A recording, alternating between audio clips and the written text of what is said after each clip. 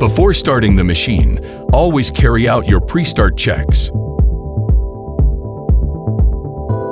Firstly, insert the battery isolator, which is located in the rear of the machine. When you enter or exit the cab, make sure you always maintain 3 points of contact, using the handrails at all the times.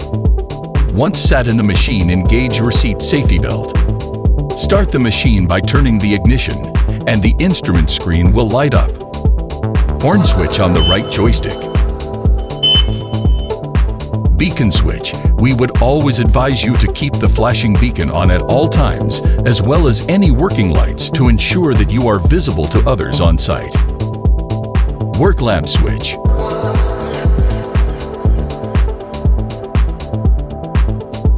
Preheat the machine for the required time depending on the ambient temperature, and start the machine by turning the ignition.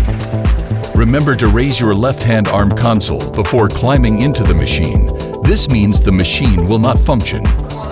Now lower the left-hand arm console. All the controls become live, and you are ready to operate the machine. The left travel lever controls the left track, and the right travel lever controls the right track.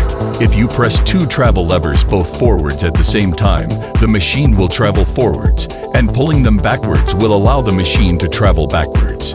And if you press one of them forwards or backwards, you will either turn left or right depending on which track the lever controls. Press slewing rocker switch. The joystick on the left hand will control the swing of the machine by moving it left or right.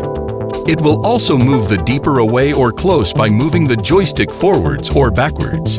The joystick on the right will control the boom up and down, as well as the position of the bucket to open or close.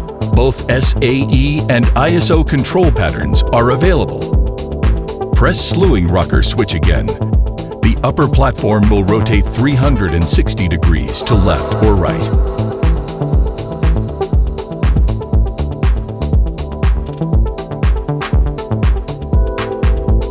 Dozer control lever here controls the dozer blade. Moving it forwards will lower the dozer blade, and pulling it backwards will lift it. Both the dozer blade and tracks on this machine has been designed to retract to allow for easy access into tight areas. So before you begin your job, it's really important that you extend the tracks, as this will make the machine much more stable and help to prevent a tip over.